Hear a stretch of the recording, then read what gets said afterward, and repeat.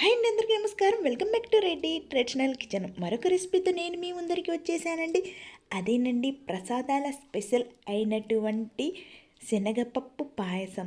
ఈ శ్రావణ మాసంలో అమ్మవారికి సమర్పించే ప్రసాదాల్లో ఒకటైనటువంటి ఈ శనగపప్పు పాయసం చాలా టేస్టీగా ఉంటుందండి. రాయలసీమ వాళ్ళు ఇష్టంగా చేసుకొని తినే ఈ శనగపప్పు పాయసం చాలా రుచిగా ఉంటుంది. టేస్ట్ మాత్రం నెక్స్ట్ లెవెల్ అంతేనండి. చాలా ఈజీగా చేసుకోవచ్చు. మరి ఒక్కసారి తిన్నారంటే ఎప్పుడు తినాలనుకున్నా ఇలాగే చేసుకొని తింటారండి. అంత టేస్టీగా ఉంటుందండి. వీలైతే ఒక్కసారి ఇంటి దగ్గర ఈ విధంగా ట్రై చేయండి.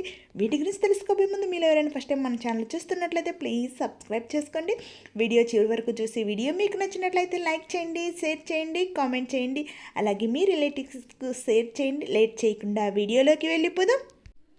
ముందుగా ఒక ప్రెషర్ కుక్కర్ తీసుకొని అందులో 1 గ్లాస్ శనగపప్పును యాడ్ చేసుకుందాము. ఇప్పుడు అందులో వాటర్ యాడ్ చేసుకొని 1 or 2 టైమ్స్ శనగపప్పును బాగా క్లీన్ చేసుకోవాల్సి ఉంటుంది. ఇలా క్లీన్ చేసుకున్న తర్వాత ఇప్పుడు అందులో ఉన్న వాటర్ తీసివేసి 1 కప్ శనగపప్పుకు 2.5 కప్ వాటర్ యాడ్ చేసి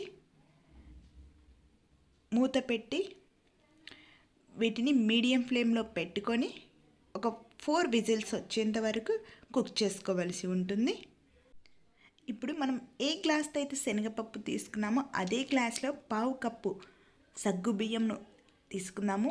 ఇలా తీసుకున్న సగ్గుబియ్యంను ఒక బౌల్లో యాడ్ చేసుకొని వాటిలో కొన్ని వాటర్ యాడ్ చేసుకొని ఒకసారి బాగా వీటిని క్లీన్ చేసుకొని మరికొంచెం వాటర్ యాడ్ చేసుకొని ఒక 30 మినిట్స్ వరకు వీటిని పక్కన పెట్టుకోవాలి.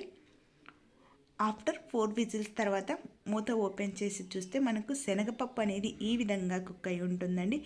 మరీ ఎక్కువ మెత్తగా కాకుండా పాయసానికి ఏ విధంగా ఉండాలో అదే విధంగా ఈ విధంగా కుక్ అయి ఉంటుంది.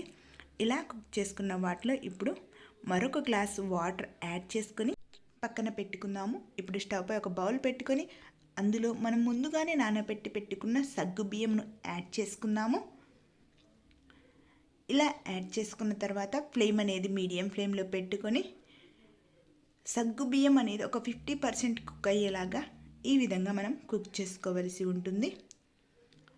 ఇలా కుక్ చేసుకున్న తర్వాత ఇప్పుడు అందులో 1/2 లీటర్ పాలను యాడ్ చేసుకుందాము. ఇలా యాడ్ చేసుకున్న తర్వాత వీటన్నిటిని బాగా కలిపి లో ఫ్లేమ్లో ఒక 5 మినిట్స్ వీటిని కుక్ చేసుకోవలసి ఉంటుంది.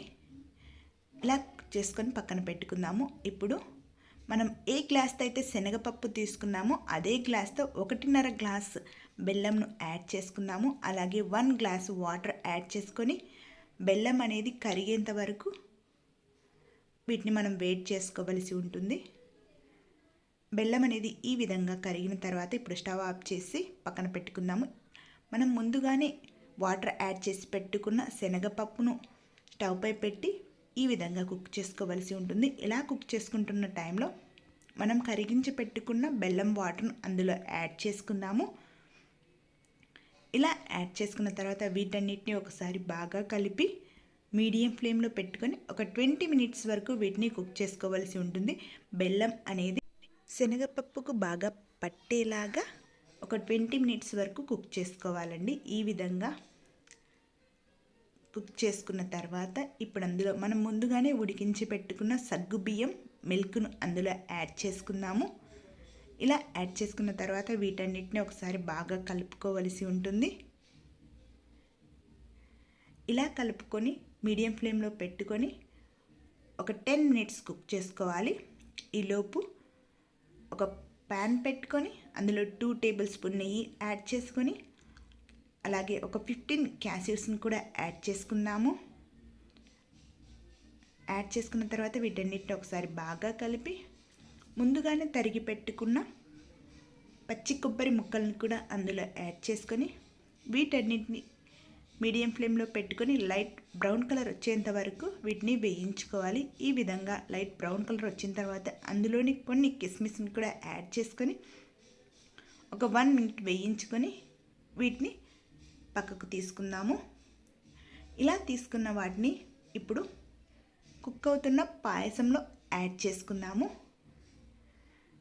ఇలా యాడ్ చేసుకున్న తర్వాత వీటన్నిటిని ఒకసారి బాగా కలిపి మరొక 5 మినిట్స్ మీడియం ఫ్లేమ్లో పెట్టుకొని కుక్ చేసుకొని సర్వ్ చేసుకుంటే ఎంతో టేస్టీగా ఉండే రాయలసీమ స్పెషల్ అయినటువంటి శనగపప్పు పాయసం అనేది రెడీ అయినట్లేండి. ఇది చాలా టేస్టీగా ఉంటుంది మరియు చాలా ఈజీగా తయారు చేయవచ్చు. ఈ విధంగా పక్కా కొలతలు చేస్తే కనుక ఫస్ట్ టైం చేసే వాళ్ళు కూడా చాలా ఈజీగా మరియు టేస్టీగా తయారు చేయవచ్చండి. అలాగే ఈ శ్రావణ మాసంలో ఇలా అమ్మవారికి ప్రసాదం చేసి పెట్టిన చాలా మంచిదండి. వీలైతే ఒక్కసారి ఇంటి దగ్గర ఈ విధంగా ట్రై చేయండి. మీకు ఈ వీడియో నచ్చినట్లయితే లైక్ చేయండి, షేర్ చేయండి, అలాగే మీ రిలేటివ్స్కి షేర్ చేయండి. Thank you for watching my video friends. Thank you so much.